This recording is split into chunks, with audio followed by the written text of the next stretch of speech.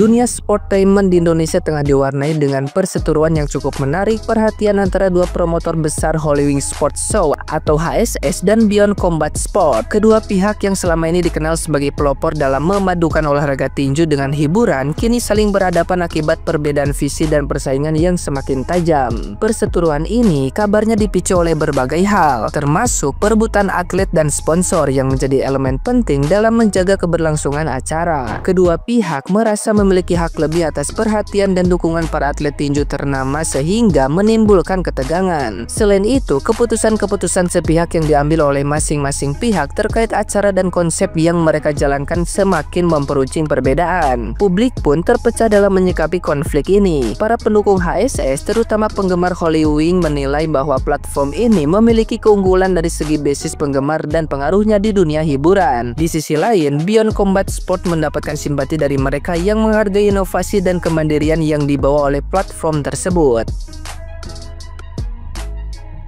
Nah, gimana nih menurut netizen yang terhormat? Silahkan berkomentar ya.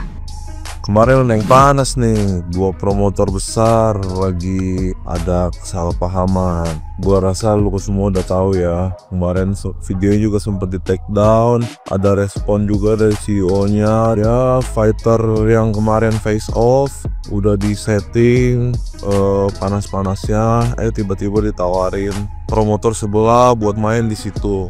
Di sini gua nggak mau netral, tapi gua bakal serang keduanya. Kalau menurut gua sebagai promotor itu kan kita bisnis ya. Itu harus ada kode etik lah. Kalau udah dibakar, digoreng-goreng di situ, harus mainnya ya di tempat yang dia udah goreng-goreng gitu tuh, jangan dicabut sama yang lain gitu. Itu namanya kode etik. Tapi kalau yang sebelah selalu ngomong itu kompetitor. Sekarang gue tanya gini ya, lu kan sama-sama mau naikin combat sport Indonesia, kenapa sih berkompetisi? Itu yang gue bingung, kenapa gitu ngomong kompetitor, kan sama-sama mau naikin combat sport Indonesia dengan jalan masing-masing. Menurut gue itu aja sih kalau emang mau naikin combat sport. Nah, gue ada pemikiran nih ya, gue tanya ke kalian semua, cara untuk naikin combat sport itu pertama kita naikin promotornya atau kita naikin fighternya? Kemana yang paling krusial itu, fighter atau promotor? Kalau kita mau naikin combat sport Indonesia, orang-orang kayak gini nih yang harus kita edukasi guys. Ya guys, jadi ya gue di sini ngomong sebagai promotor juga ya. Gue bikin event juga, dan event gue udah ya 20 kalian dari amatir sampai pro. Bikin event itu pasti butuh biaya guys. Acara seperti Beyond dan juga yang sebelah, Beyond itu kurang lebih 6 miliar kemarin. Dan yang kemarin di Indonesia Arena itu 15 sampai 17 miliar yang sebelah tuh ya. Dan itu nggak untung guys. Beyond kalau emang nyari cuan, apa salahnya? Nggak ada salahnya. Cuannya buat apa? Cuannya untuk memutar lagi duitnya guys, untuk bikin event Beyond lagi berikutnya ya. Jadi kata orang-orang, memajukan combat sport kok disuruh bayar. Ya harus bayar guys. Gimana ngebayar fighternya? Gimana ngebayar wasit juri, produksi LED, ring, biaya-biaya press-con, konsumsi ratusan orang, bayar security, bayar LO. Gimana bisa bayar kalau nggak ada cuan? Oke lah, sekali dua kali buntung. Tapi dengan biaya sebesar itu kalau buntung terus guys, gue jamin cuman hitungan jari, nggak nyampe 5 lah orang ngadain selesai. Minimal itu balik modal biar kita bisa ngadain lagi. Jadi menurut gue memajukan combat sport yang baik dan juga sehat, eventnya harus untung, harus cuan. Sekarang gini deh, kalau dia nggak boleh ngambil keuntungan, nggak boleh nyari duit. Biaya untuk nyewa tempat aja itu 400 juta di tenis indoor Senayan. Biaya untuk ratusan security aja udah berapa duit guys? Anggap satu security 500 ribu, lu kaliin dah. Satu LO anggap 500 sampai 700 ribu, lu kaliin, mungkin ada 50 sampai 100 juga tuh. Konsumsinya mungkin 500 konsumsi tuh, dari atlet sampai cornernya, sampai security, sampai LO, bayar MC, bayar sabuk, lalu bayar sanction. Gimana caranya coba untuk dia mengadakan event lagi kalau dia nggak boleh nyari uang? Jadi menurut gua sah-sah aja, dan bahkan harus nyari cuan guys. Dan pay per view Beyond berapa sih? 29.000. Dan lu ngoceh, lu beli rokok aja bisa, lu beli kopi bisa. Itu ya maksud gua nggak mahal lah guys, 29.000 itu murah banget sih. Gua ngomong sebagai promotor guys. Kita nih ya di Combat Sport nyari sponsor susah. Ada aja selalu alasan sponsor. Bilang ini anarkis lah, ini bukan olahraga yang kita incer gitu. Jadi sulit guys. Ngandelin sponsor doang susah. Udah gitu ada peraturan pemerintah di mana sponsor rokok dan beberapa sponsor nih itu nggak boleh mensponsori olahraga. Gimana kita promotor mencari uang ya? Jadi wajar-wajar aja kalau para promotor tuh nyari tiket, pay per view. Karena nyari sponsor itu benar-benar susah guys. Jujur aja.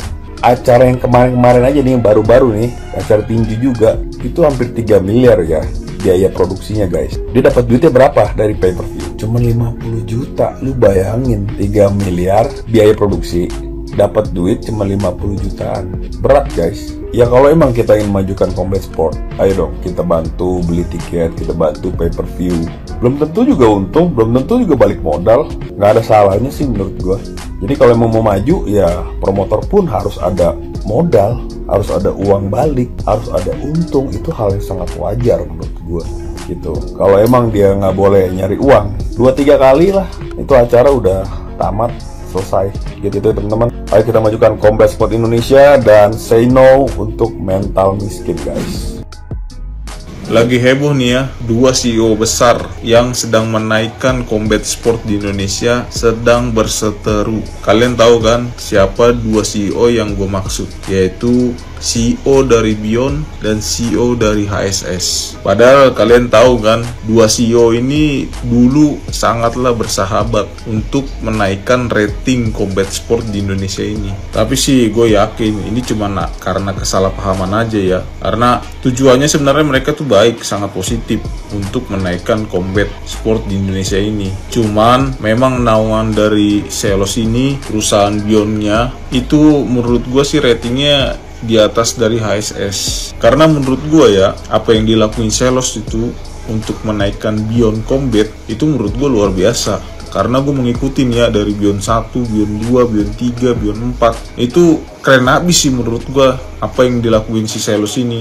Dari gimmick-gimmicknya untuk menggoreng-goreng factor-factor, terus bagaimana dia promosi Beyondnya ini, itu semuanya menurut gue keren abis. Dan menurut gue dia tuh luar biasa sih buat menaikkan rating dari Beyond ini. Cuman kalau untuk HSS, sebenarnya dia juga punya spesial lah yang beda dari Beyond. Mereka itu selalu mencari ya factor-factor dari berbagai daerah yang ada di Indonesia ini, yang dicari supaya dipertandingkan agar mereka tuh menjadi factor-factor yang profesional. Jadi menurut gua Beyond sama HSS tuh sama-sama punya kelebihan. Jadi tidak bisa sih menurut gua harus saling jadi kompetitor gitu.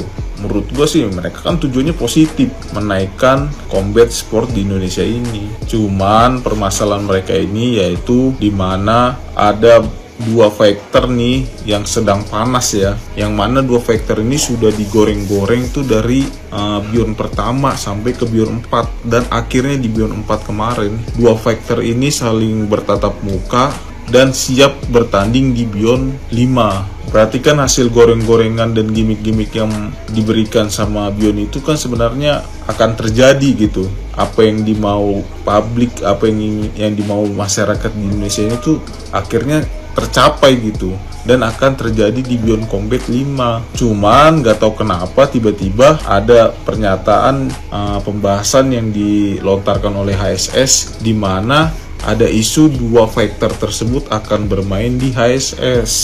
Dan isu ini itu sampai ke telinganya si Selos. Makanya Selos tuh sekarang lagi panas-panasnya. Cuman sudah ada klarifikasi dari Selos menyatakan bahwa kedua factor ini tetap akan main di Beyond. Dan pesan yang diberikan Eric Colim kepada Selos itu sekarang sedang terjadi. Kenapa gue bilang begitu? Karena Eric Colim pernah nih kasih pesan kepada Selos bahwa dengan usia yang masih muda ini, dengan pencapaian dan kesuksesan yang didapat si Selos saat ini, pasti banyak kompetitor atau perusahaan-perusahaan lain yang iri sama kesuksesannya dia, dan dia harus ada orang yang nge-backup dia, karena yang dilawan dia itu bukan perusahaan kecil, yang dilawan dia itu perusahaan-perusahaan besar. Jadi nih ya buat teman-teman, menurut kalian gimana ya pendapat kalian tentang perseteruan antara 2 CEO besar ini ya? antara Ceros dan Paris Fernandes. Tapi sih menurut gue ya ini hanya karena kesalahpahaman ya. Cuman gue pengen tahu nih pendapat kalian ya. Coba kasih pendapat kalian di kolom komentar ya tentang dua CEO besar ini.